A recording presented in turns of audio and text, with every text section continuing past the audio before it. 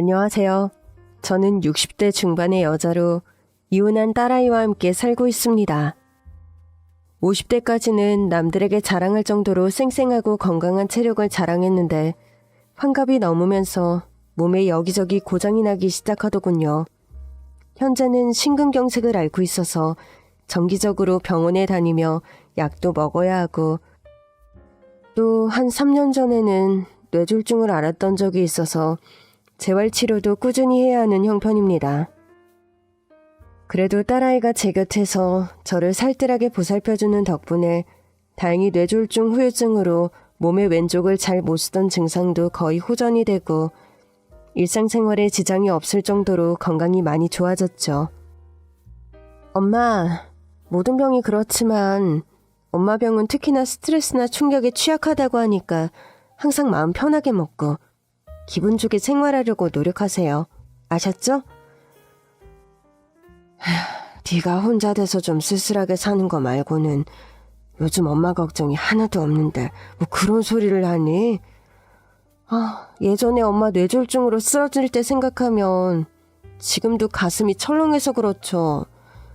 난 엄마한테 죽을 때까지 죄인이에요. 다 지난 일, 너도 공극 다리는 것도 아니고 그만 울고 먹어라. 내가 다혈질이고 성질을 다스리지 못해서 일어난 일 가지고 네가 괜한 죄의식 가질 필요 없다. 그래도 자식 입장에선 그게 그런 문제가 아니에요. 난 죽을 때까지 엄마 옆에서 돌봐드리고 모시는 걸로 그때 미안함 갚을 거야. 얘가 무슨 말을 그렇게 하니? 부모 자식 간에 갚아야 하고 받아야 할 빚 같은 게 어디 있다고 그런 정없는 말을 해. 그러니까 내가 그만 죄송하게 엄마 그만 아프시고 항상 건강하셔야 돼. 아셨죠? 딸은 그렇게 살뜰하게 제 건강을 걱정하면서 저를 다정하게 보살펴주는 착한 아이랍니다. 40 넘은 딸을 아이라 표현하는 것이 우스울 수도 있지만 부모 눈에 자식은 환갑이 넘어도 아이로 보이는 법이죠. 딸이 자꾸 이런 말을 저에게 하는 이유는 따로 그럴 만한 사연이 있어서 그렇긴 하답니다. 제 딸이 배우자의 오랜 외도로 이혼을 했습니다. 불행인지 다행인지 둘 사이에 아이는 없었는데 외도의 상대자가 하필 딸의 오랜 친구였고 그 상간녀는 저 역시 아는 여자였죠. 딸아이가 배우자의 외도를 알고 충격을 먹고 무척 힘들어했는데 딸아이의 배우자가 딸과 이혼이 채 성립되기도 전에 뻔뻔하게 그 상간녀와 대놓고 살림을 차리곤 제가 보는 앞에서 이혼 소장을 들이미는 바람에 저는 분노와 배신감을 넘어 극심한 충격을 받았고 그 자리에서 실신했습니다. 병원으로 실려가서 내려진 진단은 뇌졸중이었죠. 딸아이는 이혼 소송을 하면서 그 진흙탕 같은 이혼을 마무리했었고 저는 뇌졸중 투병을 하면서 그 과정을 지켜보아야 했었습니다. 저는 그때 정말이지 제가 잘못되기라도 하면 딸아이의 억장이 얼마나 무너질까. 그건 애미로서 절대 자식들에게 보여선 안 되는 행동이다. 라는 각오로 죽기 아니면 살기로 재활치료를 하고 병에서 하루라도 빨리 낫기 위해 무진 애를 썼습니다. 딸아이 역시 자신을 배신한 배우자 때문에 엄마가 혹여 잘못될까봐 이혼 소송으로 힘든 와중에도 절 헌신적으로 돌봤었고요. 이런 전사가 있다 보니까 자식들이 제가 신경을 쓰거나 충격받는 일이 생기지 않도록 많이 신경을 쓰는 편입니다. 저에게는 저와 한 집에 사는 딸 말고도 아들 한 명이 더 있어요. 그 아이는 딸아이의 남동생이죠. 제가 사실은 젊었을 적 남편을 일찍 사별하고 정말 억척스럽게 아들과 딸아이를 키웠답니다. 세상에 오늘도 동희 엄마가 1등이네. 대체 가게를 몇 시에 여는 거야? 자기는 잠도 없어? 정말 대단한 애 그래. 자식들 먹여 살리려면 부지런히 해야지 뭐 어떡해요. 출근길 아침 손님 잡으려면 일찍 오픈해야지 별 수 있나요? 저는 젊은 시절 백반집을 운영하면서 돈을 벌었는데 보통 주변의 다른 가게들이 점심 저녁 장사를 하는 것에 비해 저는 점심 저녁 장사는 물론 아침 일찍 문을 열어서 아침 식사도 팔다 보니 그런 인사치레를 많이 들었습니다. 이 집은 아침 일찍 문 열어서 좋고 또 전날 해장한 손님들 구미 딱 맞춰서 이런 콩나물국을 팔아서 너무 좋아요. 아침 식사하시러 오는 분들이 보통 이런 얼큰하고 시원한 국이 있으면 좋아하시더라고요. 과음한 분들이 자주 찾아서 다음 주부터는 아침 식사용 죽도 게시하니까 드시러 오세요. 암튼 사장님 센스 짱이라니까. 내가 이 집 단골이 안 될 수가 없어요.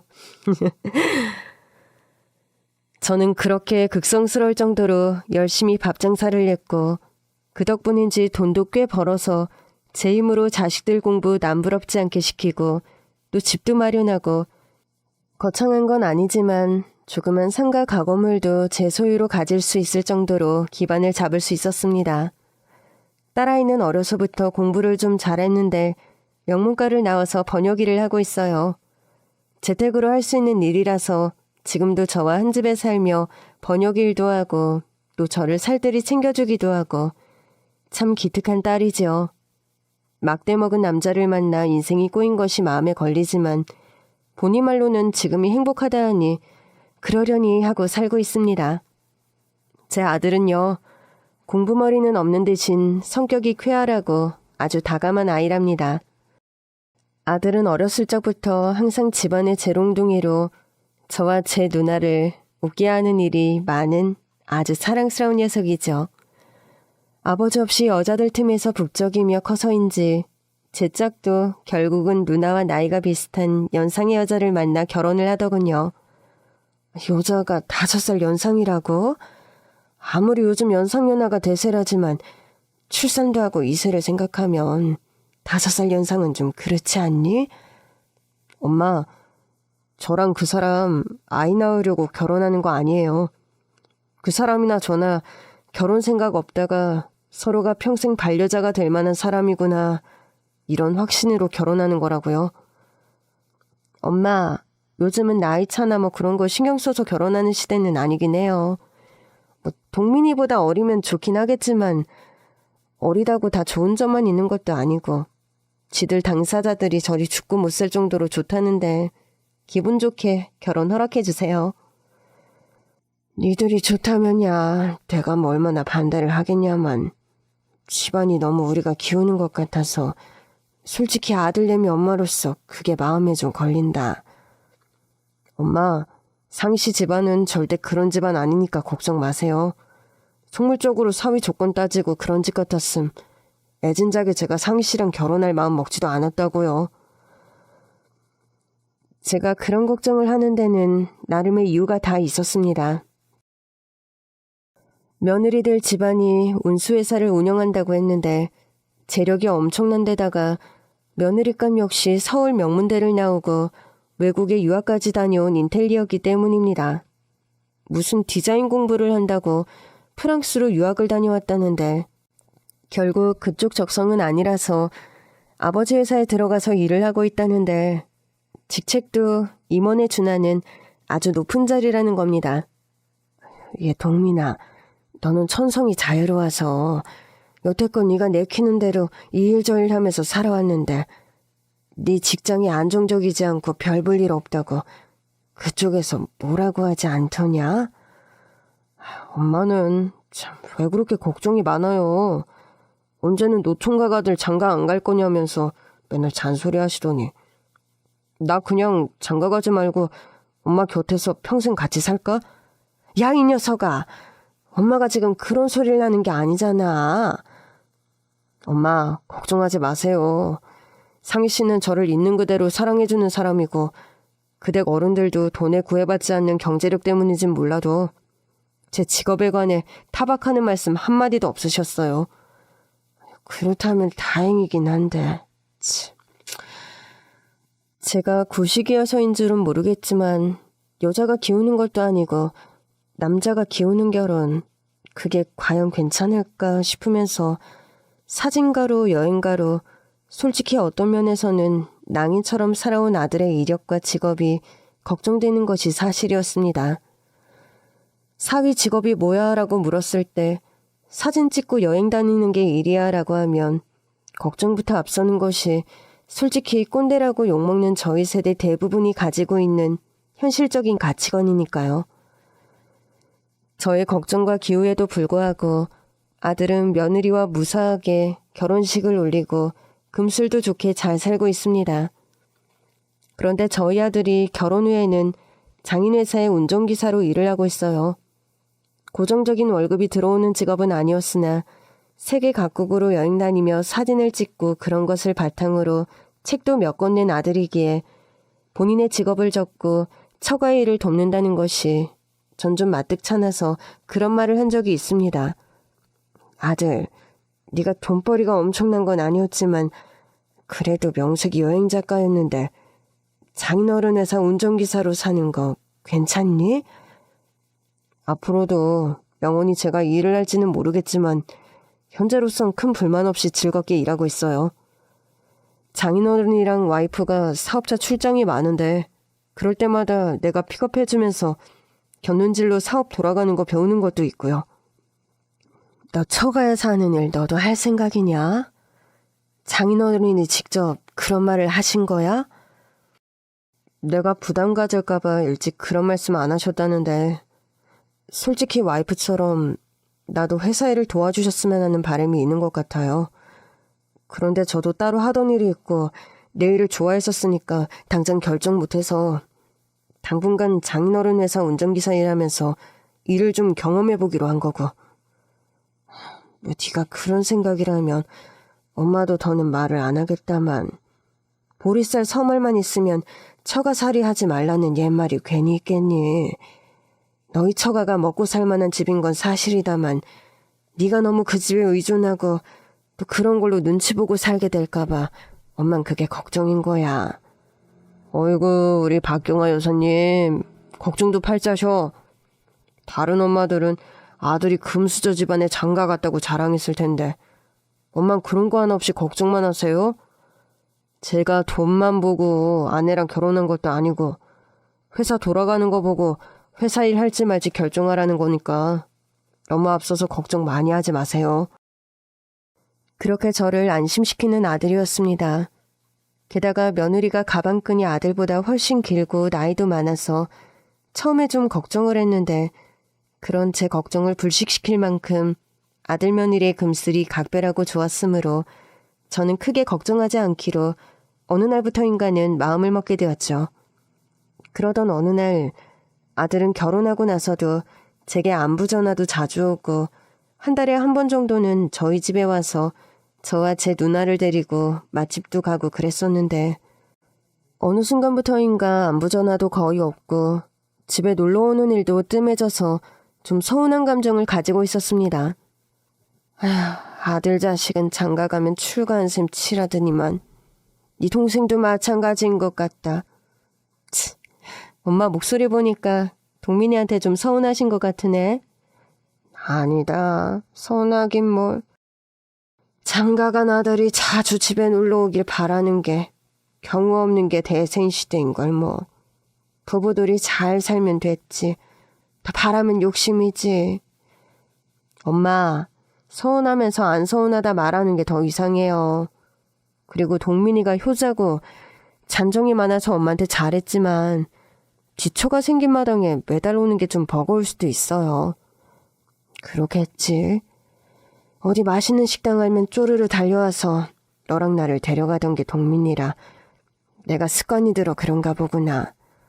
아유, 우리 엄마 콧바람 센 지 오래라 답답하시구나. 차려입어요. 요즘 단풍도 좋다던데 단풍 구경도 하고 산채 정식도 먹고 오게요. 그렇게 서운해하는 저의 기분을 풀어주기 위해서 외출을 그다지 좋아하지 않는 딸아이가 제게 그런 제안을 하더군요. 못 이기는 척 차려입고 딸아이를 따라 나서려는데 휴대전화가 울리는 겁니다. 보니까 한동안 통 연락이 없던 아들 녀석이었습니다. 딸아이는 주차장에 먼저 내려가 있었고 저는 반갑게 아들의 전화를 받았죠. 아들, 목소리 잊어버리겠다. 일이 바빴니? 그간 전화 한 통도 없고. 죄송해요, 엄마. 요즘 회사에 일이 좀 많았어요. 네 처랑 처가 식구들은 다 편안하지? 네, 다들 잘 지내요. 그런데 엄마, 무슨 일 있니? 무슨 일이길래 그렇게 말끝을 흐리고 뜸을 들여, 응? 갑자기 좀 착 가라앉은 듯한 아들의 목소리에 저는 이상한 예감이 순간적으로 들더군요. 엄마, 있잖아요. 우리 장인어른 좀 너무하네. 나한테 월급을 안 줘. 아니, 그게 무슨 소리야.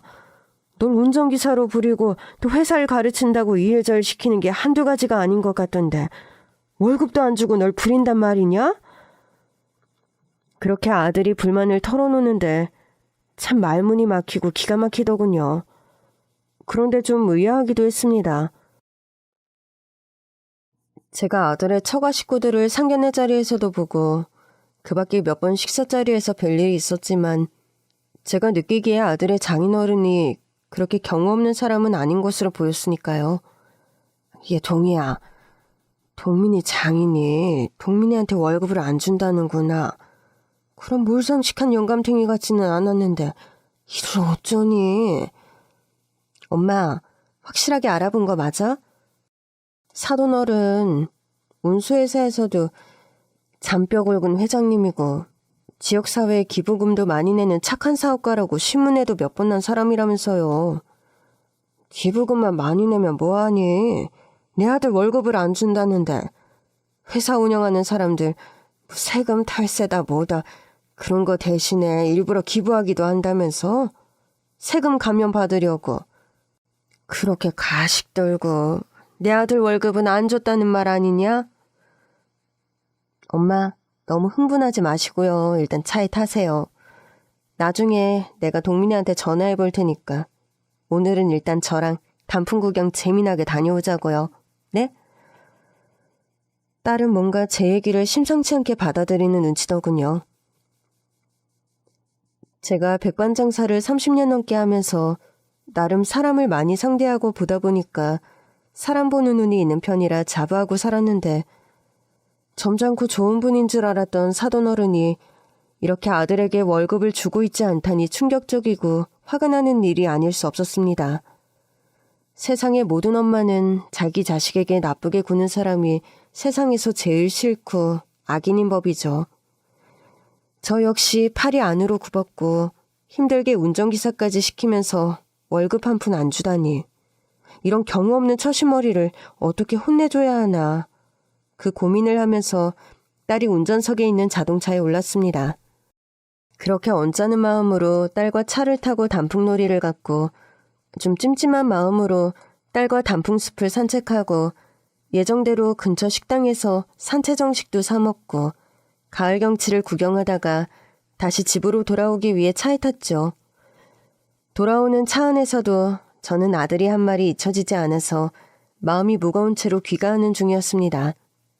아들에게 다시 전화를 한번 걸어볼까 하는데 아니나 다를까 휴대폰이 또 울렸어요. 이번에는 제 전화가 아니라 딸에게 온 전화였어요. 여보세요? 네, 맞습니다. 뭐라고요? 우리 동민이가요? 저희 올케 좀 바꿔주세요. 올케, 이게 대체 무슨 말이야? 울지 말고 제대로 말 좀 해봐, 응?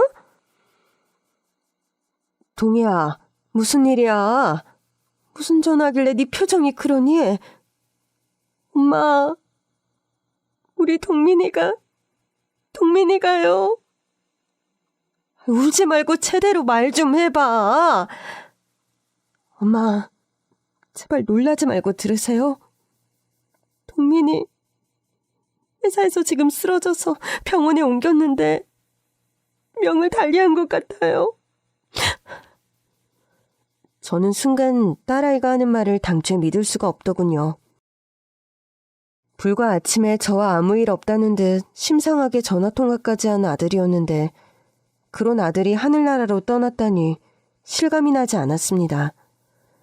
다리에 맥이 풀리고 쓰러져 버릴 것 같은 몸을 겨우 가누고 아들이 있다는 병원으로 당장 달려갔어요. 며느라, 이게 대체 어떻게 된 일이니? 우리 동민이 어디 있어? 어머님. 저와 딸아이는 아들이 잠자듯이 누워있는 마지막 모습을 보고 오열하며 자리에 주저앉고 말았습니다. 명을 달리했음에도 얼굴에 온기도 남아있고 살짝 웃는 듯 입을 다물고 있어서 금방이라도 아들이 병원 침대에서 벌떡 일어나 엄마 걱정 마세요. 나 괜찮아 할 것만 같은 기분이 들더군요. 저는 이를 악물고 자리에서 일어나 눈을 감고 미동 없는 아들의 얼굴을 만져보고 몸도 쓸어보았습니다. 이렇게 아직 따뜻한데 그럴 리가 없어.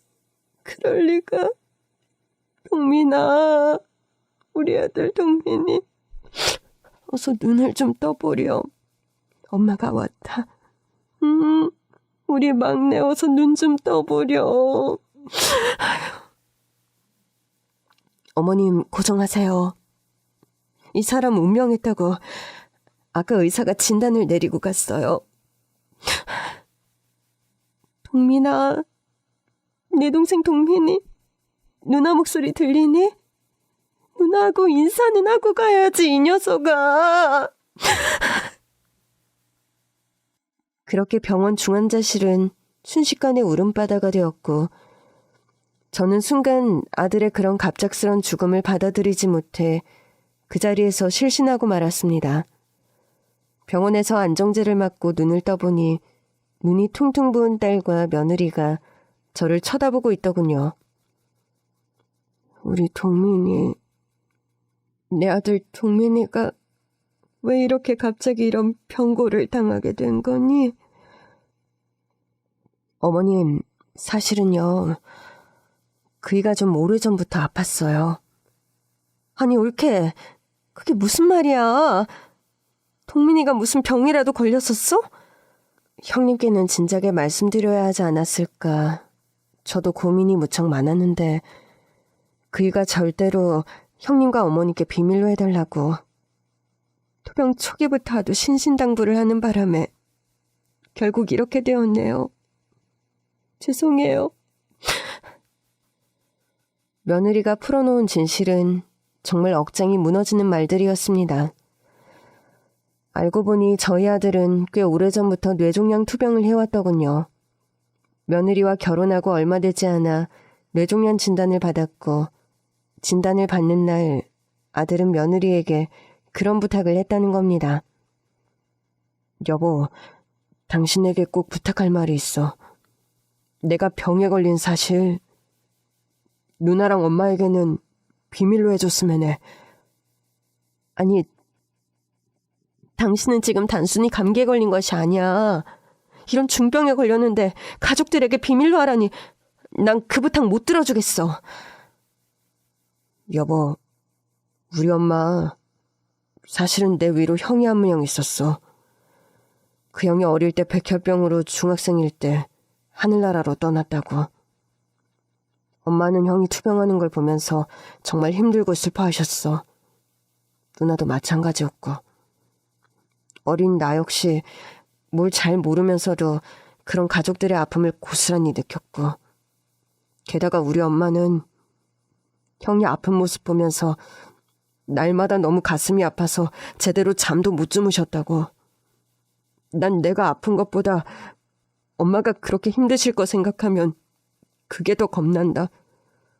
그래도 그렇지. 당신 상황이 정말 심각한데 어떻게 그걸 어머니께 비밀로 하라는 거야. 나중에 충격받으시면 어쩌려고. 말씀드리는 시점은 내가 정할게. 지금 진단받았고 투병하려면 시간이 많이 남았잖아. 그동안만 비밀로 하자. 엄마가 나 아픈 거 알고 그걸 또 지켜보시는 상황 나 정말로 만들고 싶지 않아. 부탁이야. 너무나 완강하고 간곡하게 그런 부탁을 하는 아들이었고 며느리는 그런 아들의 부탁을 들어줄 수밖에 없었다고 하더군요. 자식 아픈 모습을 어머니께 또 보여드리기 싫다고 하는 그이였어요. 정리할 때가 되면 본인이 어머니께 말씀드리겠다고 했는데 생각보다 너무 갑자기 명을 달리하는 바람에 어머님께 아예 본인의 병을 말할 기회가 없었던 거예요. 며느리는 처음에 한사코 아들의 뜻을 반대하다가 생각해보니 아들의 입장이 이해가 가지 않는 것도 아니었고 병관우는 자신이 하면 되는 것이기에 아들의 마지막 부탁을 들어주었다는 겁니다. 뇌종양 증상 중에 하나가 단기기억 상실증인데 그이가 얼마 전부터 단기기억 상실증을 심하게 앓았어요. 해서 아침에 한 말도 기억을 못하고 몇 시간 전의 일도 낯설게 받아들이고 그러면서 어느 날부터인가는 그런 자신이 겁나고 못 믿어왔는지 하루하루 하고 싶은 말들을 녹음기에 녹음하기 시작했고요. 며느리는 저에게 줄 아들의 녹음기가 있다면서 나중에 유품으로 전해주겠다고 하는 겁니다. 그제서야 왜 장인어른이 월급을 안 준다고 불평을 했는지 이해가 가더군요. 나중에 아들의 통장 내역을 보니까 아들의 장인은 한 번도 아들에게 월급을 밀린 적이 없었습니다. 병이 진행되면서 단기기억 상실증에 걸린 아들이 월급을 받아놓고도 받지 못했다고 착각을 하고 저에게 그런 불평을 했던 겁니다. 우린 그런 줄도 모르고 사돈 어른을 욕했답니다. 너무 그렇게 말씀 안 하셔도 됩니다. 저희도 귀하게 얻은 사위를 이렇게 황망하게 잃게 되어서 너무 슬픔이 큽니다.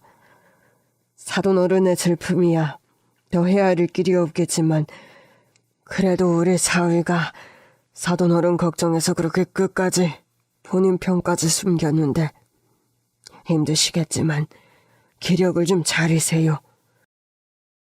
아들의 장례식을 치르는 내내 저는 슬픔에 잠겨서 거의 휠체어 신세를 져야 하는 지경이었죠. 엄마, 동민이가 떠나서 나도 힘들고 너무 슬퍼요. 엄마도 많이 슬픈 거 아는데 엄마가 이렇게 식사도 전혀 안 하시고 쓰러져 계시면 동민이가 얼마나 속상하겠어. 아들 먼저 보내고 애미가 밥이 목구멍으로 넘어가겠니? 나도 그만 동민이 따라서 저 세상으로 가면 원이 없겠구나. 엄마, 꿈에라도 제발 그런 말씀 마세요. 동민이가 엄마 걱정해서 그렇게 아픈 사실도 말 안 하고 힘들게 투병하다 떠났는데 엄마가 이러시면 동민 뜻이 뭐가 돼요, 네? 딸의 말을 듣고 보니 정말 억장이 무너지는 와중에도 틀린 말이 아니라서 저는 기를 쓰고 자리에서 일어났었죠. 그렇게 제정신이 아닌 상태로 아들의 장례식을 치르고 집으로 돌아와 아들의 유품을 받아들고 정리하는데 며느리가 말했던 녹음기가 나왔습니다. 엄마, 우리 이거 같이 들어봐요. 동민이가 생전에 하고 싶은 말을 우리한테 남긴 거라고 했어. 그래, 우리 얼른 그거 들어보자꾸나. 엄마, 새파랗게 젊은 아들이 갑자기 뇌종양에 걸려 하늘나라로 떠났다니 실감도 안 나고 너무 속상하시죠? 너무 죄송해요. 자식 앞세우는 부모 만드는 게 세상에서 가장 큰 불효라고 하는데 저는 진짜 불효자식이 틀림이 없네요. 그래도 제가 병을 숨긴 것에 관해 너무 야단치지는 말아주세요. 저는 사는 날까지 엄마에게 환하게 웃는 행복하고 건강한 모습만 보여드리고 싶었어요. 우리 막내 아들 미소는 100만 불짜리 미소라고 늘 좋아하시는 엄마셨잖아요. 마지막 순간까지 그런 100만 불짜리 미소의 아들로 기억되고 싶었습니다. 녹음기에서 흘러나오는 아들의 육성을 듣고 있자니 다시 눈물이 차오르고 감정이 북받쳐 오르더군요. 딸아이와 함께 겨우 마음을 추스르고 다시 녹음기를 재생시켰는데 엄마, 누나, 그리고 제가 생전에 못 드린 말씀이 또 하나 있습니다. 저에게 사실은 아들이 한 명 있어요. 지금 아내와의 사이에서 태어난 아들은 당연히 아닙니다. 그 아이 제가 결혼하기 훨씬 전에 만났던 제 첫사랑, 그 여자친구와의 사이에서 태어난 아이예요. 녹음기에서 듣게 된 아들의 고백은 충격적이었습니다. 아들은 전문대학을 다니면서 캠퍼스 커플로 연애를 했는데 그 여자애와 한 2년 정도 연애를 하고 헤어진 것으로 알고 있었습니다. 그런데 그 헤어진 여자친구와 몇 년 후 우연히 재회했고 다시 만나게 되었다고 합니다.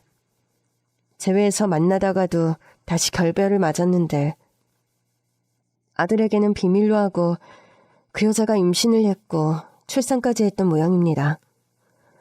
그 여자는 후에 다시 다른 사람을 만나 결혼을 하게 되면서 미국으로 이민을 계획했는데 그 여자의 부모가 그 아이를 거두겠다고 약속을 해놓고는 몰래 아이를 고아원에 맡겨버렸다는 겁니다. 그것도 모르고 여자는 미국에 이민 가서 잘 살고 있다가 우연히 아는 지인을 통해 자신의 아이가 고아원에서 생활하고 있다는 말을 듣고 제 아들에게 뒤늦은 이실직고를 했던 거였죠. 엄마, 저는 제게 아들이 있다는 소식을 듣고 믿을 수가 없어서 그 아이가 있다는 고아원을 정신없이 찾아갔어요. 그 아이를 보는 순간 저는 깨닫고 말았어요. 뭘 재고 따지고 의심할 것도 없이 그 아이는 제 아이가 맞다는 걸요. 너무나 저를 빼닮은 아이를 보면서 저는 뒤늦게라도 아이의 존재를 알게 되어 다행이라 생각했습니다. 아들은 자신의 아이를 만났지만 아이에게 자신이 아빠라고 고백하지 않았다고 합니다. 하필이면 아들이 뇌종양 진단을 받은 데다가 시한부 선고까지 내려진 상황이라서 아이에게 충격을 주고 싶지 않았다는 겁니다. 그리고 며느리, 현재의 아내에게도 이런 사실을 털어놓을 자신이 없었다고 하네요. 엄마, 누나, 이런 상황이 되고 보니까 제 아들을 부탁할 사람이 딱 2사람밖에 생각나지 않더군요. 바로 엄마와 누나요. 제 아내는 저를 지극히 사랑하고 제가 사랑하는 여자도 유일하게 자신이라고 생각하고 그 믿음 하나로 행복한 사람입니다. 나이는 많아도 제대로 누군가를 사랑한 것이 제가 처음이라는 순수한 사람인데 제 아이의 존재를 그 사람에게 밝히는 것이 도리가 아닌 것 같아서 아내에게는 말하지 않았습니다. 제 병간호를 하느라 제가 언제 떠날지 모른다고 늘 동동거리며 애달파하는 아내에게 저의 이런 비밀을 말하는 것이 도리가 아닌 것 같아서. 그런 연유로 며느리에게도 말하지 않고 저 혼자 몰래 본인이 아빠인 것도 숨기고 고아원에 아들을 보러 다닌 거였더군요. 그러면서 아들은 자신의 아이의 거처와 친자 확인 증명서 등을 보관해둔 관할 경찰서를 말하더군요. 엄마, 누나, 제 숨겨진 아들의 신원과 주소, 가족관계를 증명할 수 있는 서류 등을 경찰서에 보관해두었으니 이 녹음을 듣는 즉시 그 경찰서로 가서 아들의 행방을 확인하고 그 아이를 부디 따뜻한 가정의 울타리로 데려와 주세요. 살면서 엄마와 누나에게 해드린 것도 없고 걱정만 끼쳤는데 결국 저는 마지막 순간까지 엄마와 누나에게 누만 끼치는 것 같아 너무 죄송합니다. 아이고, 동민아, 누만 끼치다니 그게 무슨 말이야? 동희야, 우리 이럴 게 아니라 한시라도 빨리 경찰서에 가서 자료를 받고 우리 손주를 데려와야 할 것 같다. 저는 당장 딸을 데리고 아들이 말한 경찰서로 향했습니다. 사실 그 경찰서에는 아들의 절친한 친구 한 명이 경장으로 일을 하고 있었어요. 어머님, 마음은 좀 추스르셨어요? 안 그래도 동민이가 맡긴 자료들 때문에 찾아뵈려고 했습니다. 아들의 친구는 캐빈에 깊숙하게 보관해두었던 서류 봉투를 저희 모녀에게 건네더군요. 동민이가 단기 기억 상실증을 앓으면서 본인의 상태에 대한 믿음이 자꾸 없어지다 보니 이런 식으로 아들과의 연결고리를 보관해두려고 했습니다. 저와 딸은 아들 친구에게 아들의 아이가 기거하고 있는 고아원의 주소지를 확인하고 또 아들과 그 아이의 친자 확인 증명서를 역시 확인했습니다. 아무것도 아닌 종이 쪽지가 그렇게 눈물을 흘리게 하고 가슴을 뛰게 할 수 있다는 것을 그때 처음 알았네요. 고마워요. 이렇게 소중한 자료를 고이 보관하고 있어줘서. 우리 동민이 부탁 잘 들어줘서 고맙습니다. 나중에 같이 식사라도 한번 꼭 해요. 그렇게 아들 친구에게 인사를 하고 저와 딸은 그 길로 즉시 아들의 아이가 있는 고아원으로 향했습니다. 고속도로를 달려 고아원으로 향하던 길, 왜 그렇게 시간은 가지 않는 건지 가는 동안 자꾸 침이 마르며 시계를 반복해서 쳐다보게 되더군요. 엄마, 마음 좀 진정시키세요. 우리 동민이 아들 만나러 가는 건데 기쁘게 차분하게 가자, 응? 그래, 우리 손주가 할머니를 보고 너무 놀라지 않아야 할 텐데. 그렇게 떨리는 마음을 겨우 진정시켜가며 저희는 고속도로 휴게소 한번 들리지 않고 곧장 고아원으로 향했습니다. 경기도 외곽의 한적한 교외에 자리한 고아원이었는데 그리 크지도 작지도 않은 규모의 시설은 나름 깔끔한 곳이더군요. 운동장에서 뛰어노는 아이들 무리가 있어서 저는 하염없이 그 노는 아이들 무리를 눈으로 훑어가며 두방망이 질치는 가슴을 진정시키려 애썼습니다. 그동안 딸아이는 원장실로 들어가서 가져온 자료를 건넸고 원장은 기다렸다는 듯이 인사를 하면서 아들의 아이를 데리고 오겠다고 나가더군요. 안 그래도 아드님께서 사정을 설명하시면서 얼마 안 있어 할머니과 고모가 아이를 데리러 올 거라고 하시더라고요. 저는 그분이 그렇게 많이 아프신 줄은 모르고 왜 아빠가 직접 바로 아이를 데려가시지 않은 걸까 의아했는데 참 마음이 그렇습니다. 민석이는 바로 데리고 올 테니까 잠시만 기다려주세요. 참, 아드님 아들 이름이 민석, 차민석이랍니다. 엄마 성을 따랐고 이름이 민석이라는 사실을 들은 후에 저희는 그렇게 아들의 아이를 기다리고 서 있었죠. 잠시 후 복도를 걸어오는 발자국 소리가 들리더군요. 저와 딸은 바로 창문으로 다가가 다가오는 아이의 얼굴을 봤습니다. 그리고 바로 원장실 문을 열고 박차고 나가 그 9살 배기 남자아이를 말아 껴안았답니다. 민석이, 네가 민석이니? 네, 맞아요. 제가 민석이가 맞습니다. 아이고, 우리 손주. 동이야, 이 얼굴 좀 보렴. 세상에. 우리 동민이 어렸을 적 얼굴하고 판박이다. 아유, 어쩜 이렇게 자기 아빠를 빼잡아갈 수가 있니? 아이고, 내 새끼. 아이고, 내 손주. 안녕, 민석아. 나는 김동이고 너희 아빠의 누나란다. 네 고모 되는 사람이야. 이분은 너희 할머니 박복자 순자 되시는 분이고. 안녕하세요, 할머니 고모. 차민석이라고 합니다. 그렇게 의젓하게 인사를 하는 손주를 보면서 저와 딸은 또다시 울음을 터뜨리고 말았네요. 세상에 존재하는 줄도 몰랐던 핏줄을 어느 날 갑자기 만나게 된 셈인데 그 몰랐던 핏줄의 존재가 잃어버린 아들의 환생처럼 정말 아들을 똑 닮은 외모인 것부터가 참 감회가 남다르더군요. 아들을 잃은 슬픔에서 전혀 회복되지 않은 상황에서 만나게 된 아들의 아이, 손자. 아들을 빼다 박은 그 아이를 보면서 참 생과 사의 경계가 무엇이며 산다는 일이 왜 이리 싫을 정도로 아파야 하는가. 여러 가지 생각이 들며 회한 비슷한 슬픔이 파도처럼 몰려왔습니다.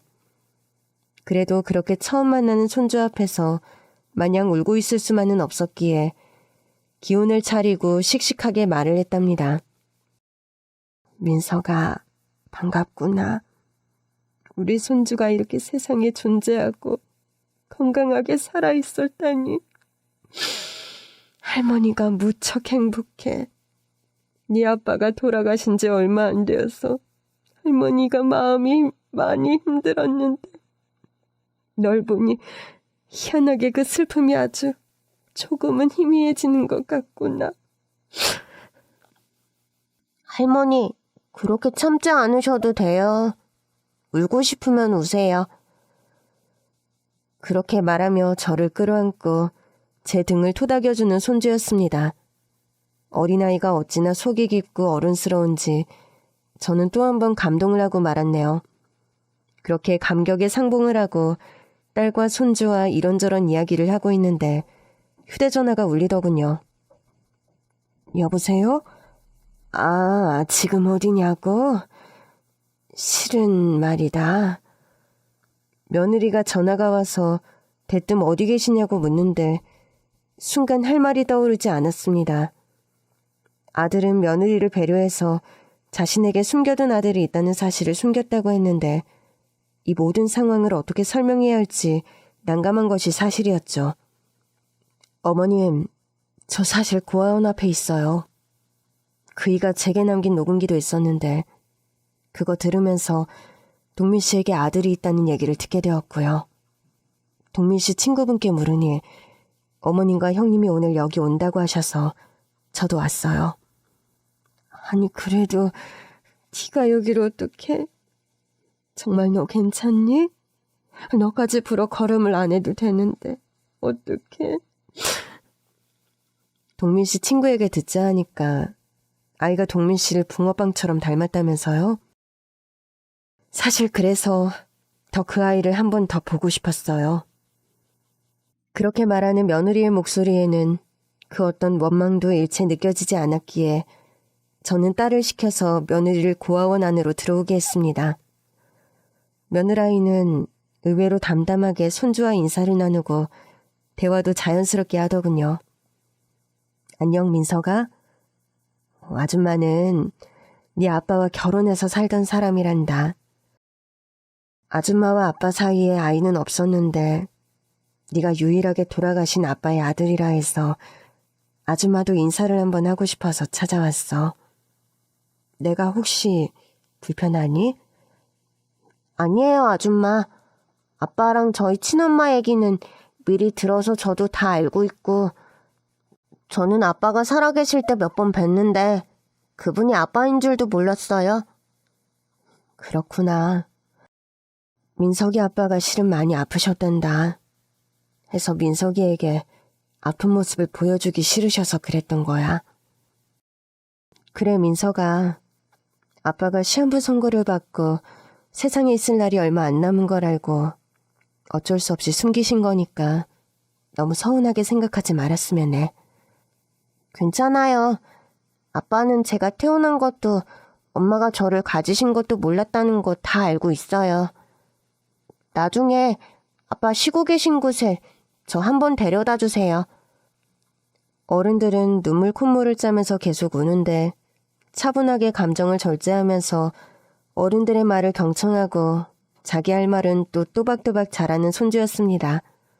아이고 우리 민석이는 누굴 닮아 이렇게 의젓할꼬. 할머니가 우리 민석이를 보니 오랜만에 웃음이 나오고 행복하구나. 할머니, 고모, 오늘 저를 데리러 오신 건가요? 당연하지 민석아. 오늘부터 너는 할머니와 고모를 따라서 서울집에 가서 같이 생활할 거야. 아빠가 투병하시면서 하고 싶은 말씀들을 유언처럼 녹음해 두었는데 그 내용 중에 가장 핵심이 널 빨리 데려와서 잘 키워달라. 그런 부탁이셨단다. 이제까지 우리 손주 고아원에서 고생 많았다.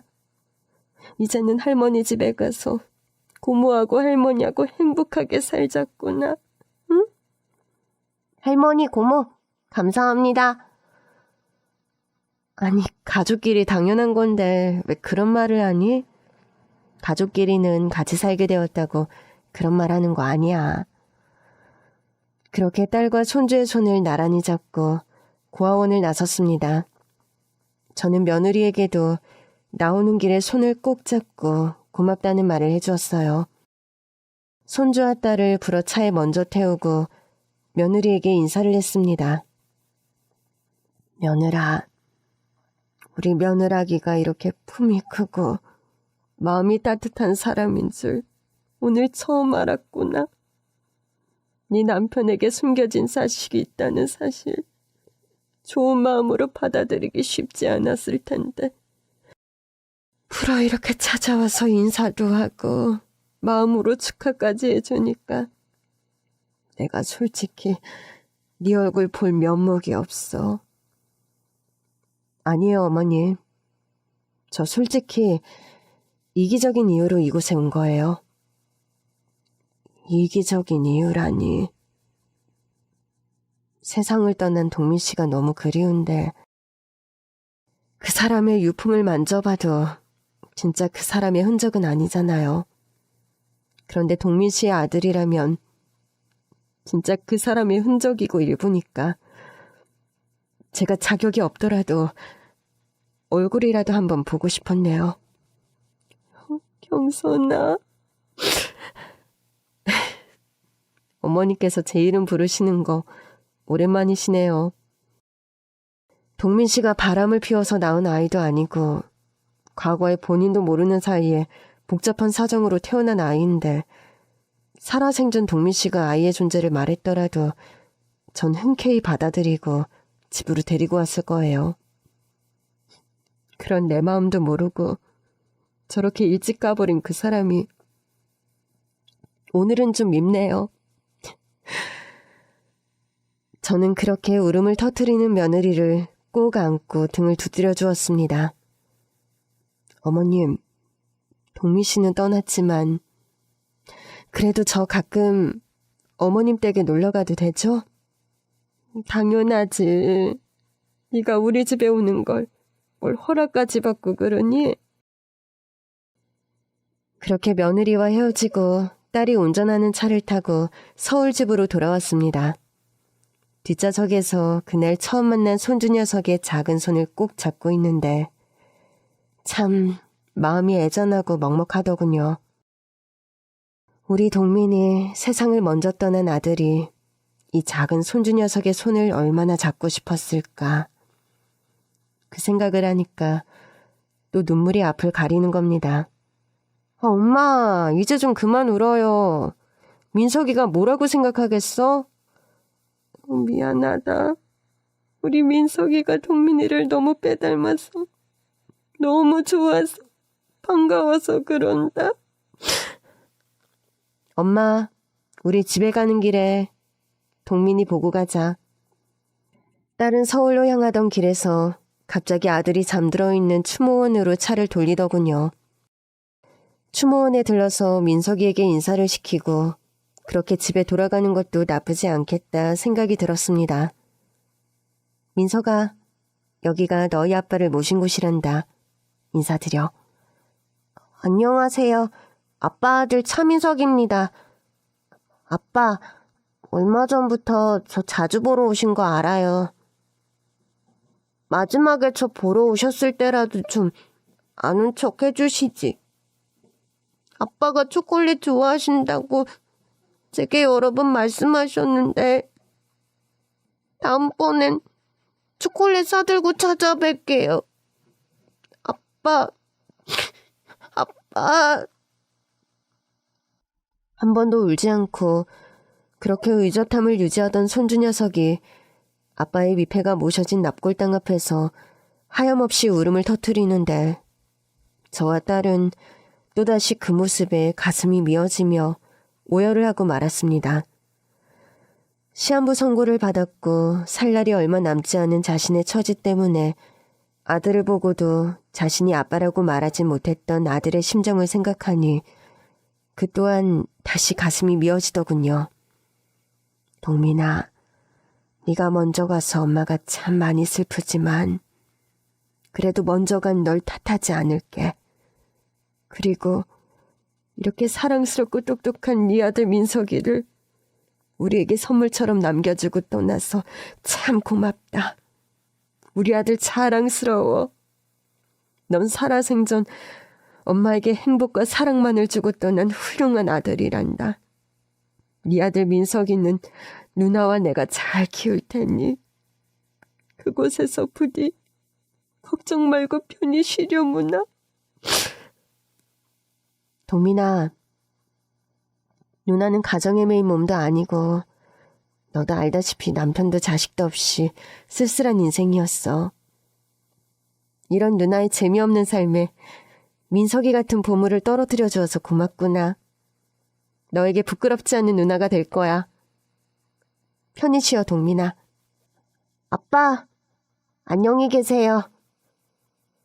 그렇게 인사를 하고 아들이 쉬고 있는 추모원을 떠나왔습니다. 아들은 뇌종양 투병을 하면서도 회사를 쉬지 않았는데 모두 아들 민석이를 생각해서였더군요. 하루라도 더 일해서 아빠 노릇을 하고 떠나고 싶었던 겁니다. 아들은 세상을 떠나며 자신의 보험금과 적금, 모아둔 월급 통장 등을 모두 제 명의로 남겼더군요. 명목은 아들 키우는 데 써달라. 그리고 노안이 많은 내 병원비에도 보탰어라. 그런 아들의 이런 결정에 며느리가 서운하지 않을까 싶은 마음이 들더군요.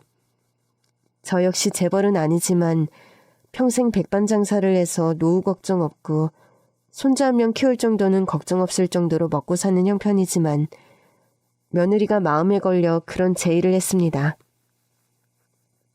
얘 아가, 동민이가 자기 보험금이나 적금 그런 것들을 모두 내 앞으로 해두었는데 아마 자기 아들이 걱정돼서 그런 것 같다.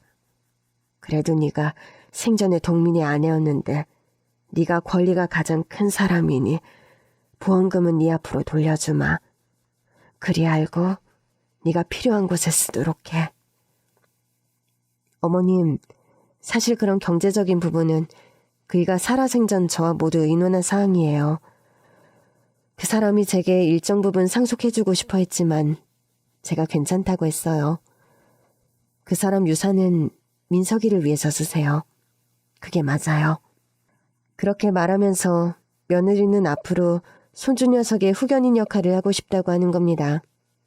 사실 며느리 집안이 운수회사를 운영하는 오너기업이라 재력이 대단한 편인데 그렇다고 며느리의 도움을 받는 것도 말이 안 되는 일이기에 계속해서 저는 거절했죠. 어머니, 저희 집안이 원래 장학사업 오래 해오기로 유명해요.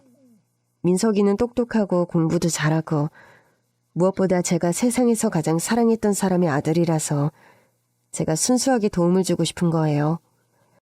하늘에서 동민 씨가 보고 저한테 고마워, 우리 아들 챙겨줘서.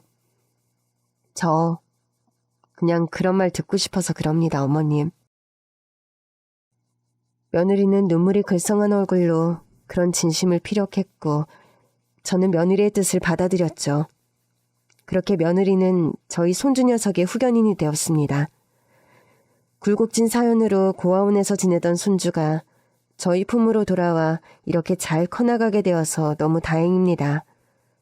아들을 먼저 떠나보낸 슬픔은 그 무엇으로도 메꿀 수 없겠지만 저에게는 피할 수 없는 과업이 생겨버려서 마냥 슬퍼하지 않으려고 합니다. 사는 날까지 건강하게 살고 하루라도 더 살아서 손주 녀석의 방패막이가 되고 어머니 역할에 최선을 다하려고 합니다. 훗날 아들을 만나러 저 세상에 갔을 때 너희 아들 잘 컸으니 아무 걱정 마라. 그런 말 해주어야 하니까요.